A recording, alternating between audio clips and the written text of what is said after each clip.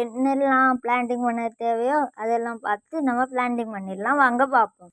இது பாருங்க, இது கொக்கோ பீட். இது கடையிலே கட்டி கட்டியாக கிடைக்கும். இதை நம்ம தண்ணியில் ஊற போட்டால் இது மாதிரி மணல் மாதிரி வரும். இதை எடுத்து வச்சுக்கணும்.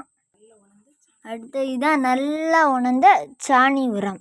பாருங்கள், இதான் கொஞ்சம் நிறைய எடுத்து வச்சுக்கணும்.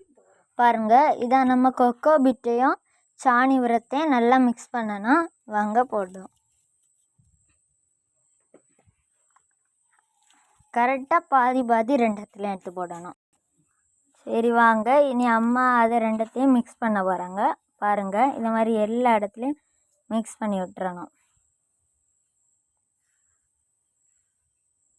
பாருங்கள் எப்படி அழகாக மிக்ஸ் பண்ணுறாங்கன்னு. பாருங்கள், இது கரெக்டாக மிக்ஸ் பண்ணியாச்சு. இதை நாங்கள் இனி தொட்டி வாங்கியிருக்கோம், அதில் வைக்க போகிறோம். இங்கே பாருங்கள், தொட்டியை பாருங்கள் என்ன அழகாக இருக்குல்ல. பாருங்கள் எத்தனை தொட்டி, 1 2 3 4 5 6 7 8 9 தொட்டி, 10 தொட்டி பாருங்க நம்ம அழகாக வைக்க போகிறோம். சரி வாங்க, நம்ம இப்போ மண் நிரப்பலாம். கரெக்டாக இந்த அளவு வரைக்கும் மண் போடணும். சரி போடுங்க டக்குன்னு. சரி பாருங்கள், ஒரு தொட்டி முடிச்சிட்டோம். இனி அடுத்த தொட்டியெல்லாம் நிரப்ப போகிறோம்.